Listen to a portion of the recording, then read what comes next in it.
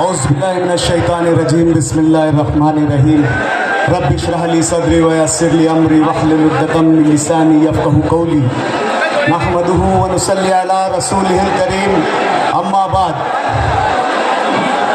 Stage पर तशरीफ़ फरमा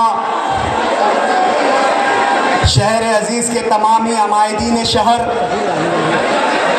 साथ ही साथ शहर हैदराबाद से ऑल इंडिया मजलिस इत्तेहादुल मुस्लिमीन के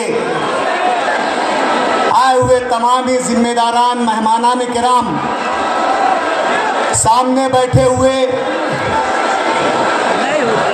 सरों के सैलाब में ढले हुए शहर अजीज़ के नौजवानों, बुजुर्ग और घरों में बैठी हुई मेरी पर्दा नशी मेरी माए बहनें, खुदाए बरतर तेरी नवाजिश, कदम कदम पर तेरा दुगाना।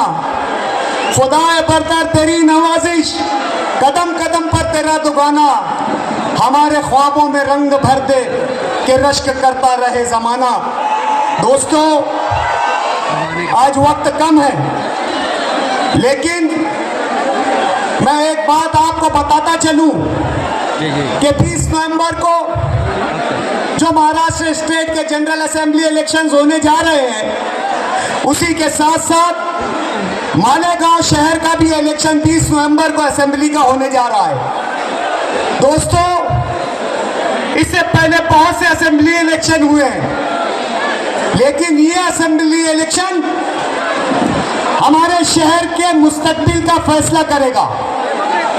आज शहर ऐसे दो राह पर खड़ा है कि एक तरफ इस गुलशन को, इस चमन को बर्बाद करने वाले लोग हैं, और दूसरी तरफ इस गुलशन के मुहाफिज लोग हैं। किसी शायर ने क्या खूब कहा है कि इख्तिलाते रंगबू से बात बनती है, इख्तिलाते रंगबू से बात बनती है। हम ही हम है तो क्या हम है, तुम ही तुम हो तो क्या तो तुम हो। दोस्तों, ये आने वाला 20 नवंबर का इलेक्शन, ये हमारे शहर के मुआशरे की, तहजीब की, तमद्दुन का, सकाफत का, तहफ़्फ़ुज़ का इलेक्शन है। आज हमारे मुखालिफिन जिस नहज पर शहर को ले जाना चाह रहे हैं, आप लोग बखूबी अपनी खुली हुई और माथे की आंख से देख रहे हैं किस तरीके से गुंडागर्दी का राज है। ये इलेक्शन जो जमहूरियत की रूह होते हैं, जो सेक्युलरिज्म की रूह होता है, ये इलेक्शन आज उस रूह को खत्म करने की कोशिश की जा रही है। अगर किसी जिस्म की रूह को खत्म कर करने की कोशिश की जाए या कर दिया जाए तो वो जिस्म मुर्दा हो जाता है। अगर इलेक्शन में हमारी हक आज़ादी को छीनने की कोशिश की जाए, हम जो वोट का हक रखते हैं उस पर गुंडागर्दी और दादागिरी का इस्तेमाल किया जाए, तो यकीनन ये जमहूरियत एक मुर्दा जिस्म के मानिंद हो जाएगी। आज ये शहर में अच्छाई और बुराई का इलेक्शन है। हमें शहर को इस इलेक्शन के जरिए, अपनी वोटों के जरिए अच्छाई की तरफ ले जाना है, भलाई की तरफ ले जाना है। जो लोग शहर में गुंडागर्दों की पुष्टपनाही कर रहे हैं, शहर में नशा और चीजों का धंधा करने वालों की पुष्टपनाही कर रहे हैं, जो लोग ऐसे लोगों की पुष्टपनाही और सरबराही कर रहे हैं जो 2 नंबर के धंधे करते हैं, जो सट्टे चलाते हैं, जुगाड़ चलाते हैं, ऐसे लोगों की पुष्टपनाही कर रहे हैं। और ऐसे लोगों का इस्तेमाल सिर्फ इसलिए कर रहे हैं कि वो शहर में आपके रहनुमा बन जाए, आपके कायद बन जाए। यकीन मानो दोस्तों, शहर कायद की और रहनुमा की सोच से चलता है, उसकी ज़हनियत से चलता है, उसके ख्यालात से चलता है, उसकी शख्सियत से चलता है। अगर कोई ऐसा शख्स जो समाज में बुराई का आम करने का जिम्मेदार हो, कोई ऐसा शख्स जो शहर में गुंडागर्दी को फैलाने का जिम्मेदार हो, कोई ऐसा शख्स जो शहर में जराइम पेशा अपराध का सरबराह हो, कोई ऐसा शख्स अपने सियासी मुफाद के लिए अपने सियासी हरीफ पर गोलियां चलाकर उसकी जान लेने की कोशिश करता हो, ऐसी ज़हनियत से वाला शख्स अगर आपकी नुमाइंदगी करेगा तो आपके बच्चों का मुस्तकबिल क्या होगा, आपका शहर का मुस्तकबिल क्या होगा। दोस्तों, बेहतरीन कौमें वो होती है जो अपने बच्चों को बेहतरीन मुस्तकबिल देती है।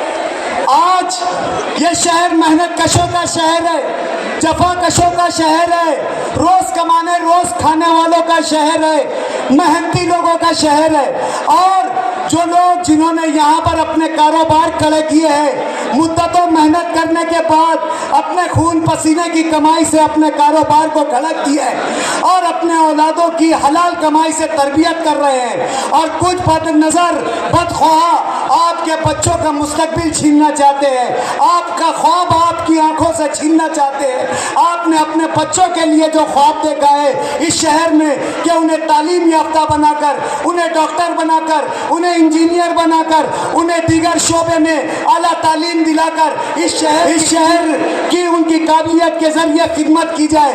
लेकिन कुछ लोग आपके बच्चों को, आपके नौजवानों को नशे की लत में ढकेलना चाहते हैं, कुछ लोग आपके बच्चों को दादागिरी गुंडागर्दी में झोंकना चाहते हैं। दोस्तों, नशे से सिर्फ गरीब बस्तियां ही मुतासिर नहीं है, याद रखो ये नशे की आग ऐसी है, अगर ये फैलेगी तो तमाम के तमाम घरों में आग लगेगी। आज जो लोग ये सोचकर खामोश बैठे हैं कि ये जो है कच्ची बस्तियों में हो रहा है, यकीन मानो हमने अब्दुल मालिक की फायरिंग के बाद बहुत नज़दीक से समाज दुश्मन अनासरीन का जो है तजज़िया किया, एनालाइज किया है।